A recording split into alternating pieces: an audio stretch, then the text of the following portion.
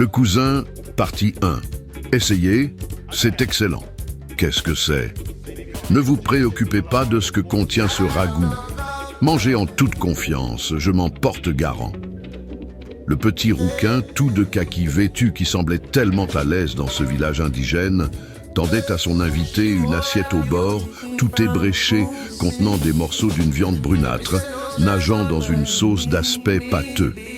Les 4 hommes étaient attablés sous les branches protectrices d'un bougainvillé, devant un tas de plats et de récipients débordant de toutes sortes de nourritures typiquement locales, parmi lesquelles les fruits étaient seuls reconnaissables. Et encore, en dehors des ananas et des bananes, la plupart des autres aliments étaient inconnus aux yeux des étrangers. Les affamés s'étaient fait dresser une table à proximité de la place du conseil, près de la paillote qui avait été mise à leur disposition par les notables. 3 des convives, habillés de blanc et protégés des ardeurs solaires par un vaste casque colonial qu'ils n'osaient ôter de peur de tomber foudroyés, venaient vraisemblablement de la ville, peut-être de Coquillatville, Mbandaka, nord de la RDC, sinon de Léopoldville, Kinshasa, RDC. Leurs attitudes, leurs rires forcés, leur fausse désinvolture et la netteté de leur habillement démontraient avec certitude qu'ils évoluaient en milieu étranger. Par contre, leur compagnon se trouvait parfaitement à l'aise. Son comportement et ses propos auraient même pu laisser croire qu'il faisait les honneurs de la maison, dans cette modeste agglomération rurale habitée par une tribu de la famille des Mongos, gens originaires du nord de la RDC. En fait, il se trouvait réellement chez lui dans cette région dont il était l'agent sanitaire titulaire. C'est à ce titre que les autorités territoriales l'avaient chargé de piloter, au travers des peuplades les moins évoluées de la province, des personnalités du monde médical de Léopoldville, Kinshasa, RDC, qui faisaient leurs premiers pas en brousse.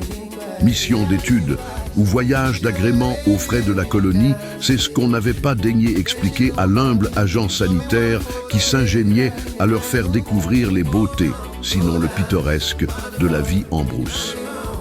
Jusqu'ici, il avait parfaitement rempli sa mission de Cicérone, évitant à ses compagnons les 1000 petits désagréments qu'il vivait lui-même journellement dans ses contrées privées, des commodités les plus élémentaires de la civilisation.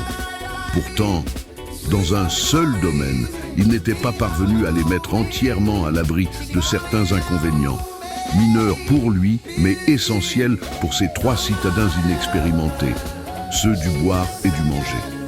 Les 3 médecins, ils se faisaient appeler docteurs, alors qu'il n'y avait parmi eux qu'un seul véritable praticien hygiéniste. Les 2 autres, étant respectivement chefs de bureau à la santé et pharmaciens, avaient été abreuvés de recommandations avant de quitter Léopoldville, Kinshasa, RDC, pour se jeter dans la grande aventure. Dans ces régions, vous risquez de crever de faim si vous n'emportez pas de provisions dans vos bagages.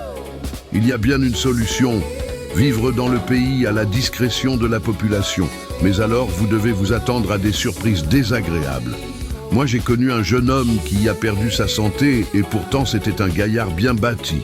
Si ce n'était que la santé, je pourrais vous citer des dizaines de cas d'empoisonnement qui ont eu des suites fatales. Vous n'ignorez pas qu'on a relevé un taux d'arsenic impressionnant dans les feuilles de manioc, lesquelles constituent l'un des aliments de base de la population africaine. C'est pour cela qu'il est tellement dangereux de se faire mordre par un noir. Un de mes amis avait une femme noire qui l'adorait. Eh bien, dans un moment de passion, elle lui a planté les dents dans l'épaule. Savez-vous ce qu'il est advenu de ce malheureux? Les 3 voyageurs s'étaient donc abondamment approvisionnés en boîtes de conserve et paquets de biscuits, avant de se lancer à la découverte de la forêt équatoriale. Pendant quelques jours, ils s'étaient exclusivement nourris de sardines et de pain.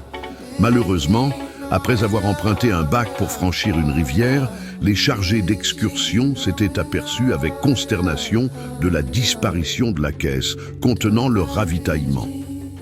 En dépit des recherches qu'ils avaient entreprises, ils n'étaient pas arrivés à la retrouver. C'était la catastrophe, et leur voyage semblait irrémédiablement compromis. Leur guide, qui se nourrissait des mêmes aliments que les autochtones avec lesquels il passait le plus clair de son temps, leur fit alors une proposition fort honnête. Il s'engageait à leur procurer une nourriture saine, suffisamment proche de leur alimentation habituelle, que pour ne pas surprendre trop brutalement leurs estomacs, accoutumés à la semoule de riz et au blanc de poulet. « Je ne réclame de vous qu'une seule promesse », leur avait-il déclaré à l'issue de la chaude discussion au cours de laquelle avaient été pesées leurs chances de survie dans ce milieu qu'ils s'imaginaient hostile. « Dites toujours, fit le pharmacien, je vous demande de ne jamais me poser de questions quant à l'origine des plats qui vous seront présentés. »« Pourquoi vouloir nous imposer cela ?» demanda le médecin subitement sur la défensive. « Accepteriez-vous de manger du gigot d'hippopotame ou de la salade de fougère, même si je vous assurais que c'est très nourrissant ?»« Bien sûr que non !» se récrièrent les trois citadins. « Vous voyez ?» constata avec satisfaction le petit rouquin. « Bref, je ne vous demande que de me faire confiance. Mangez sans aucune appréhension ce que je vous conseillerais, mais n'exigez jamais de savoir ce que c'est. Vous me promettez ?» Tous lui jurèrent de ne manger désormais que ce qu'il estimerait convenable de figurer à leur menu. Ils s'engagèrent en outre à ne pas s'enquérir de l'origine de cette nourriture, pas plus que de sa préparation. Grâce à cette convention tacite, il leur fit manger de l'antilope, du cochon sauvage, du rat de forêt, accompagné de légumes locaux et d'une grande variété de fruits, sans jamais encourir le moindre blâme ou la plus mince manifestation de mécontentement de la part de l'un ou l'autre de ses invités. Justin, c'était le nom de l'agent sanitaire, subit néanmoins de chaudes alertes qui risquaient chaque fois de porter atteinte au crédit dont il jouissait auprès de ces gens de Léopoldville, Kinshasa, RDC. Il y eut par exemple, dans ce village ceinturé de ruisseaux aux eaux vives et poissonneuses, l'épisode des crevettes.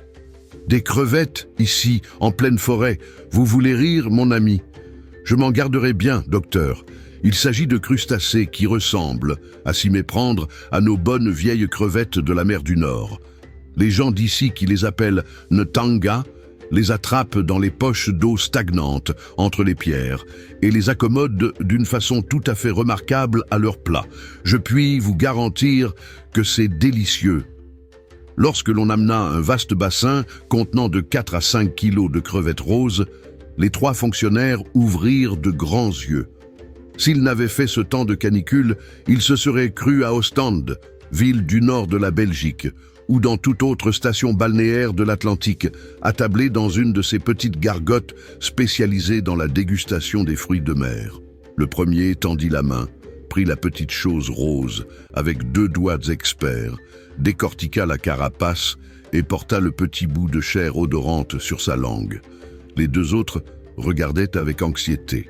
« Excellent !» déclara-t-il enfin en avalant. « Un peu salé, mais excellent !»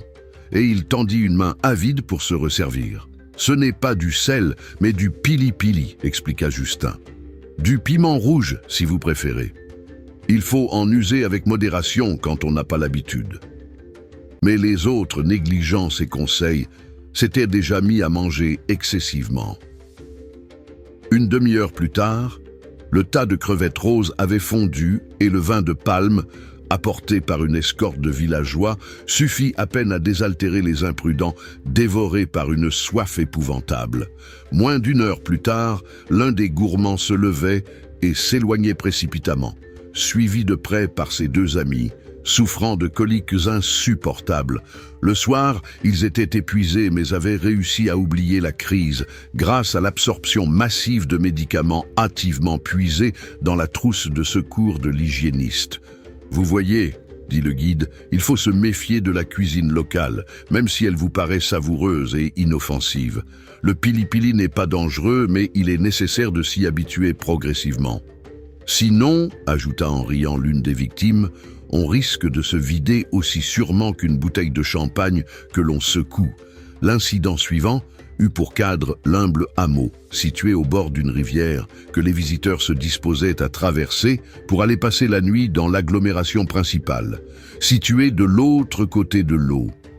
En attendant que l'on amenât une pirogue suffisamment vaste que pour supporter les 4 blancs et leurs bagages, un petit repas sur le pouce fut improvisé pour faire patienter les voyageurs. Leur hôte, un vieux bonhomme qui riait de tout et de rien, de l'honneur que lui faisaient les mindels, signification des personnes de type caucasien dans la langue la plus répandue, le lingala, en RDC, leur fit apporter un plat de bananes plantain pilées, accompagné de chèvres rôties.